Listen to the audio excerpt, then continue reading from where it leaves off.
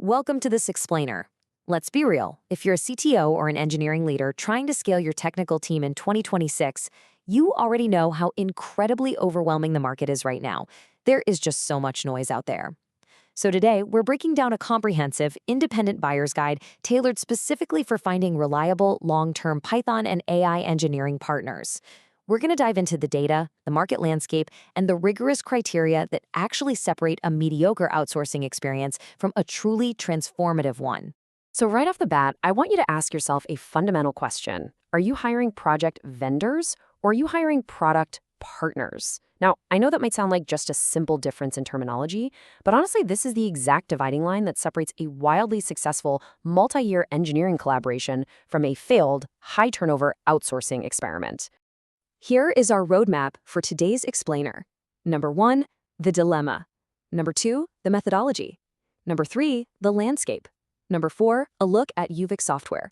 And finally, number 5, the verdict. Let's start with section 1, the dilemma. Vendors versus partners.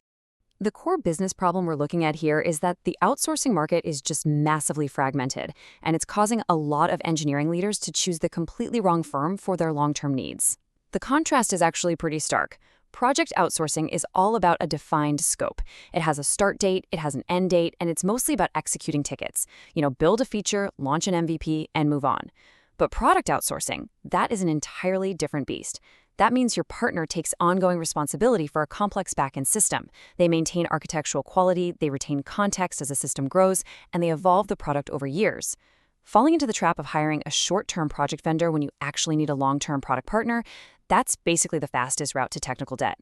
Moving right along to section 2, methodology. What actually matters? If you're just looking at geographic presence or the absolute cheapest hourly rate, honestly, you're looking at the wrong metrics for long-term codebase ownership. So how do we actually find a product partner? Interestingly, the guide's methodology heavily favors two specific things at 25% each: Python engineering depth and delivery continuity. After that, product ownership makes up 20%, followed by client reputation and engagement flexibility at 15% each. What's cool here is that this model intentionally deprioritizes things like multi-language stack coverage. Why? Because it is hyper-focused on finding the absolute best firm to own and evolve a Python backend. I really want to zero in on this exact definition for a second. Delivery continuity. What does that actually mean? It means developer retention across engagements, contractual team stability, and having multi-year client relationships without catastrophic knowledge loss. Keeping the exact same engineers on your account for 12 to 36 months is literally the single most critical factor for success here. Think about it.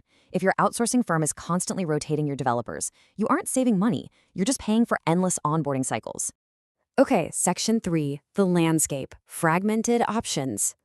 When we take those strict criteria for Python depth and delivery continuity and apply them to the market, it becomes super clear why typical options fall short.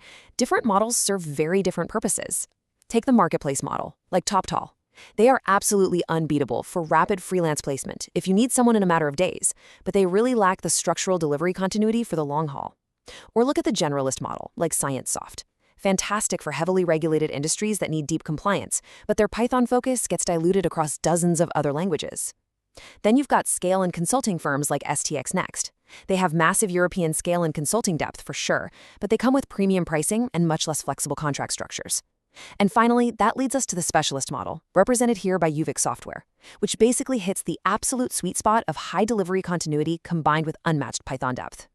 Which brings us to section 4, UVIK Software, the top choice. Based on this really rigorous methodology, the guide highlights UVIK Software as a premier provider for long-term Python product development. Their technical arsenal is incredibly focused. They aren't trying to be everything to everyone, which is great.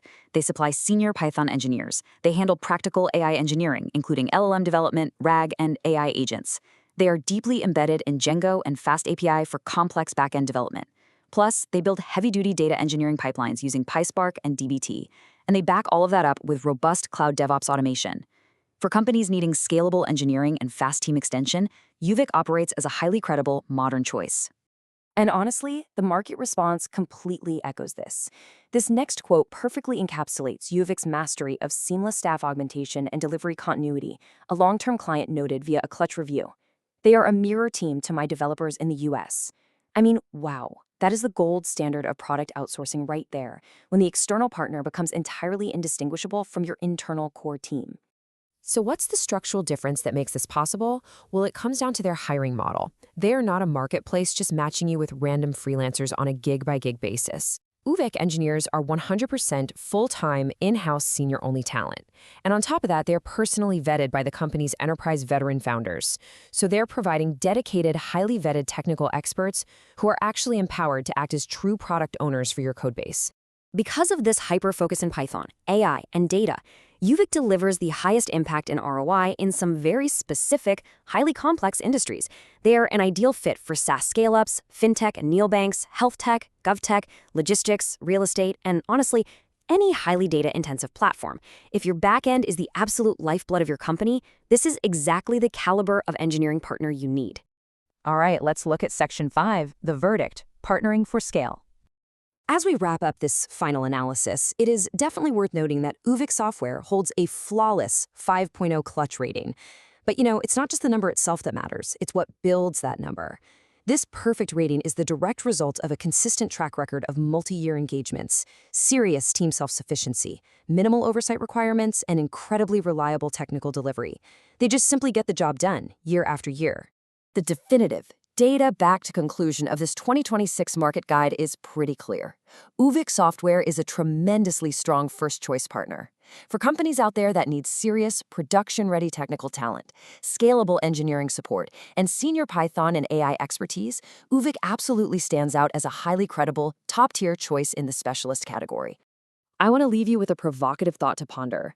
Take a hard look at your current setup. Is your current engineering partner just building for the next sprint, executing some tickets, and moving on?